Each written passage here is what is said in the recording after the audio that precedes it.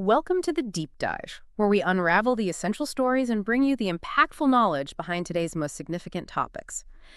And today, well, the fashion world, and honestly the wider world too, is taking a moment to reflect on a really huge loss. Yeah, it's one of those moments that goes way beyond just, fashion weeks in movie premieres. We're talking, of course, about Giorgio Armani passing away at 91, which is quite remarkable. A name that, I mean, it didn't just define a look, it fundamentally changed how we think about modern style, about elegance. Absolutely. So our deep dive today, it isn't just going to be a list of his greatest hits, so to speak. We really want to dig into the why. Why was his influence so lasting? We'll explore that incredible story, from really quite humble beginnings right up to building this massive global empire. We'll look at his impact on Hollywood, which was huge, his sort of unique business approach, staying independent all that time, and just what made his style so revolutionary. Why does it still feel relevant today? It's a story that's less about big, loud statements and more about careful observation, wasn't it? And this really steady belief in a certain kind of beauty, a kind of self-confidence. It's definitely a story of finding his way almost by chance, but also just relentless hard work that built this legacy. Few designers can really touch that. So let's really get into where it all started. Giorgio Armani's story, it's not your typical fashion fairy tale at all. He was born in Piacenza, that's in northern Italy, back in 1934. Italy was, well, it was still recovering from the war. Times were incredibly tough. We're talking serious poverty, his mother searching for food, friends being killed by bombs. I mean, that's heavy stuff for a childhood. That wasn't just background noise, was it? How did that kind of environment, that scarcity, shape the guy who later became synonymous with luxury? Well, it's fascinating, isn't it? How deeply those early years seem to have sunk in and influenced his whole aesthetic. Because even though his brand became, the absolute pinnacle of luxury, that experience with hardship is always pointed to. It's seen as the reason he preferred that simpler, more modest, and crucially kind of practical look. It wasn't flashy. It was about making clothes that worked, that made you feel comfortable, confident. Such a contrast to the really restrictive stuff people wore back then. It gave him this sort of core pragmatism, I think, underneath all the glamour. And yeah, getting into fashion wasn't the plan at all. He started studying medicine, wanted to be a doctor, but then dropped out, said he just didn't have the drive for it. Then he did time in the Italian army. It's funny how often that happens, isn't it? People finding their true calling through a completely unexpected detour. He literally fell into fashion, almost by accident, apparently, while he was on leave from the military. Exactly. It just shows how life can take these winding roads, His first job in fashion, it wasn't designing. It was 1957. He was a window dresser and a sales clerk at Lorena Sante, that big department store in Milan. So he wasn't sketching. He was learning how things looked, how they sold. That real hands-on experience, plus obviously a great eye, got him promoted to buyer. And it was there, surrounded by all the clothes, that he really got interested and started to think, hey, maybe I have a knack for this. It wasn't some lifelong dream. It was found through, hard work, paying attention, and understanding what people actually wanted. So after learning the ropes, first designing menswear for Nino Cerruti, then going freelance, the big moment comes in 1975. Launches his own label, Armani, just after turning 41. But taking that massive leap, he wasn't entirely alone in that, was he? His friend and business partner, Sergio Gagliotti, how important was he? Oh, Gagliotti was absolutely crucial. Foundational, really. He didn't just bring business sense, he brought the encouragement, that vital push Armani needed to actually go for it. Armani himself often said Gagliotti believed in him, gave him that courage to start fresh. Their partnership was this perfect blend, creative vision meets smart business mind. Of course, Gagliotti's death in 1985, so young, that was a huge blow, personally and for the business. It left Armani to steer the ship alone, but it also showed how strong that foundation they'd built together really was. The brand just kept soaring. Okay, so the label's launched. Now his real genius starts to emerge, especially in menswear. People call him the godfather of ready-to-wear. He completely changed the suit. What was so radical about his deconstructed suit? The one that blew up after American Gigolo with Richard Gere in 1980. The deconstructed suit, that was a genuine revolution in how men dressed. Before Armani, suits were often, stiff, lots of padding, really rigid shapes, designed to look powerful, almost like armor. Armani just stripped all that back. He started using much softer fabrics, took out the heavy internal padding, the linings. He went for this much more fluid, natural shape that followed the body. It wasn't just about looking different. It was about feeling different, moving differently in formal clothes. Someone famously said that after American Gigolo, basically every man in America switched from padded suits to soft, flowing suits. It's maybe an exaggeration, but His version of the power suit was this sophisticated answer to the really over-the-top 80s power dressing. It gave you comfort without losing any authority or elegance. That's quite an image, every man in America changing suits. But, the 80s also had that very aggressive power dressing vibe. How did Armani's softer, more comfortable style still project power and confidence? How did it avoid just looking, I don't know, less serious? That really gets to the heart of his design genius, I think. The confidence didn't come from stiffness or massive shoulder pads. It came from this effortless elegance. When you feel comfortable in your clothes, you carry yourself differently, right? With more ease, more self-assurance. His suits were tailored beautifully to you, not to some stiff preset shape. So that understatement plus the amazing quality and subtle details, it communicated this quiet strength, a sophistication that didn't need to yell. It was really about letting the person wearing the clothes shine, not being hidden by them. And his core design ideas seem so simple on the surface, but they work so well. Clean lines, subtle colors, like his famous grige, that sort of perfect mix between gray and beige. Very chic. He wasn't really chasing trends, was he? What was behind that minimalist approach? I think his core belief really was about making clothes that people could actually wear, day in, day out. And crucially, clothes that made them, as he put it, look better and feel better about themselves. He literally said his goal was to make people look more attractive, more beautiful. Oh, That's quite different from designers focused purely on, say, shock value or the latest fad.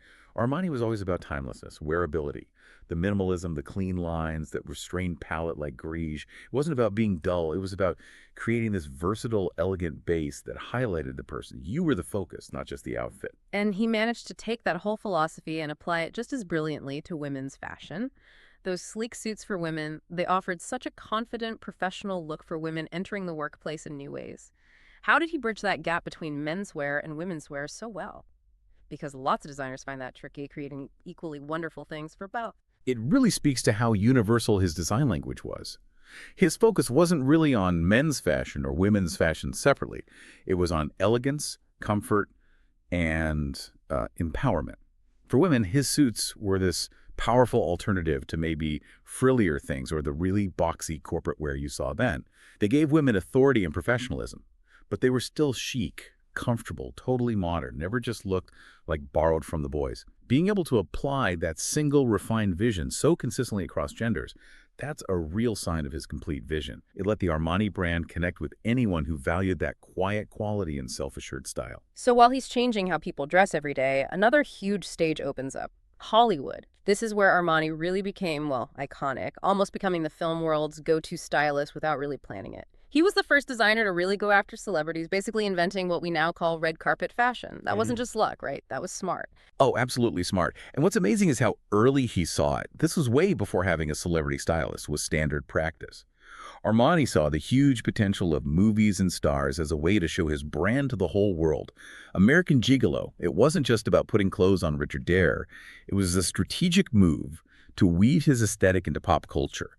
That immediately put him on the map in the U.S. and turned cinema screens into, well, the most influential runway you could imagine. Just brilliant insight into branding and cultural impact, way ahead of his time. So was it just about the advertising potential, or did he genuinely love cinema? Because it really felt like a two-way street. He ended up dressing stars in, over 200 films, everything from The Bodyguard and Shaft to Mission Impossible, Scorsese films like Goodfellas and The Wolf of Wall Street, and you can't forget Miami Vice, those white suits, baggy pants, pastel shirts, instantly recognizable. It was definitely both. A symbiotic relationship, for sure. Hollywood was, as he said, useful advertising, no doubt about it. But there was real artistic chemistry there, too. Armani's clothes, with those clean lines and the way they moved, they looked fantastic on camera. They flowed beautifully, kept their shape. They let the actors become their characters without the clothes screaming for attention. That deep understanding of how clothes work on film meant he could dress these huge stars in movies that became massive cultural moments. He got nicknamed Hollywood's good luck charm because he dressed more Best Actor Oscar winners than anyone else. So it wasn't just product placement. It was about making the story better, making the actors look and feel right in character. And that, in turn, made his designs unforgettable. And the effect on culture was massive. By the 90s, he was so dominant at the Oscars that Women's Wear Daily actually called it the Armani Awards. Just imagine having that kind of impact. The list of stars he dressed is just incredible. George Clooney, Julia Roberts, Cate Blanchett, Lady Gaga, Rihanna. Diane Keaton, Beyonce, Zendaya, Leo DiCaprio, Samuel L. Jackson, on and on. And the actors themselves, they loved him for, as they said, loosening up our look and making menswear look easy. Yeah, the Armani Awards, that really says it all about his reach, doesn't it? His designs just clicked because they didn't just hang there. They empowered the person wearing them. For actors who are all about creating a persona, Armani's clothes were like the perfect backdrop. They enhanced their own elegance instead of competing with it. Getting that kind of endorsement from basically all of Hollywood across different generations and styles, it just shows how his designs hit that perfect balance. Glamorous enough for the biggest stage, but always with that sense of ease of being real. That's his design philosophy in action right there, letting the scars shine. Okay, so beyond the runway, beyond the red carpet, Armani built this incredible empire, started the company in '75, and it just exploded into this global fashion and lifestyle brand. By 2001, he was being called the most successful designer of Italian origin. How did he manage that kind of growth, reaching so many different people and product types? His expansion globally was really strategic, and it went way beyond just the super high-end stuff. He understood that people wanted access to the brand, so he launched those spin-off lines, Emporio Armani, Armani Jeans, Armani Exchange, and they weren't just cheap knockoffs, they were distinct tiers, carefully designed to make designer fashion more reachable for more people. But without, damaging the prestige of the main Giorgio Armani line. That was key. It was a smart way to sort of democratize luxury a bit. But he didn't just stick to clothes. He branched out into music, sports, luxury hotels, perfumes, cosmetics, even home decor, homeware, chocolates, nightclubs. His name just became the symbol of Italian style and elegance. He was a huge part of making Made in Italy mean something special around the world. Right, so he's making fashion more accessible with some lines, but keeping that top-tier luxury feel with others. That's a tricky balance. And it wasn't just his design eye. He was known as a really sharp businessman, too, apparently involved in absolutely everything from creative concepts right down to the finances. That's what's so amazing, especially in fashion, which is incredibly cutthroat. His hands-on style and that fierce independence is pretty unique, especially as everything started consolidating into these giant luxury groups. Armani famously stayed independent. He was the sole shareholder, owned the company completely, never sold out to the conglomerates. That financial freedom was key to keeping his artistic vision pure. It must have meant immense pressure, but it gave him total control over the brand's identity, its direction. The company was making, around $2.7 billion a year. He was personally worth billions, reportedly over £8 billion, one of the richest people out there. That independence let him set his own rules, really, a standard for integrity and luxury. That kind of independence is almost unthinkable today. Owning it all outright, staying clear of the big groups. That must have brought massive challenges, though, right? Especially as the conglomerates got bigger and bigger. What kind of decisions or maybe personal sacrifices did that involve? Well, the main sacrifice, you could say, was the sheer amount of personal energy and responsibility it took. He talked often about working nonstop. The company said he worked right up until his final days, totally focused on the collections, future plans. This wasn't some CEO just delegating from afar. This was Il Signor Armani, that's what his staff called him, respectfully involved in every tiny detail. Strategically, it meant he had to innovate and grow within his own structure, rather than using outside money or the resources of a bigger group. It was definitely a choice. Creative control over maybe faster, externally funded growth. But it paid off by building this incredibly authentic personal brand. His quote, "The secret is to do something that you love," that sums it up perfectly, this dedication. It wasn't a job, it was his entire life, his passion. That's how he stayed so active even into his 90s. So, looking at his legacy now, what really stands out beyond just the clothes? Well, he was a pioneer in ethical standards, wasn't he? Mid-2000s, he banned size zero models from his catwalks, urged the whole industry to follow. That was a really big deal back then. Yeah. He was one of the first major designers talking about eating disorders, focusing on the BMI of models. It really was groundbreaking. Banning size zero back then, that wasn't just a PR stunt. It showed this deep, early understanding of the fashion industry's impact, its social responsibility. This was long before it became a major conversation like it is now. Think about the guts it took for a designer of his stature to do that, when the industry standard was so different, often pushing back against change. It showed he believed fashion should be aspirational, yes, but it also had a duty to promote health, positive body image. A powerful signal that he cared not just about creating beauty, but about the well-being of the people who wore his clothes. And he was way ahead on technology, too. First designer to broadcast his show live on the internet way back in January 2007, at a time when lots of luxury brands were still really wary of going digital. Yeah, that foresight again shows how he could adapt, innovate. He saw these new ways to reach everyone, even when others were hesitant. He realized fashion's reach went far beyond just showrooms and magazines. He saw the internet not as something that would cheapen the brand, but as this amazing tool for connection. Just cemented his reputation as a real visionary. His work even seemed to cross over from just design into art. Exhibitions at the Guggenheim in New York, the Royal Academy in London. He believed, didn't he, that fashion had to go hand in hand with the blockbusters and cinema art and fashion things. He really helped connect. How did his clothes make that leap into being seen as art? And why was connecting fashion to film and art so important for him? I think his designs made that leap because they had this clarity, this almost sculptural quality, and a timeless look that just didn't bow to trends. They were like pieces of modern architecture or minimalist art, but wearable. For Armani, fashion was never just about covering up. It was about enhancing the body, expressing personality, capturing something about the time we live in. So connecting fashion with film and art, it wasn't just business, it was philosophical. It was saying these creative fields all feed each other, they're linked. He basically elevated clothing into an art form that was still accessible, still aspirational. Showed that great design happens where beauty, function, and culture meet. He left behind, as someone said, not just a brand, but a vision.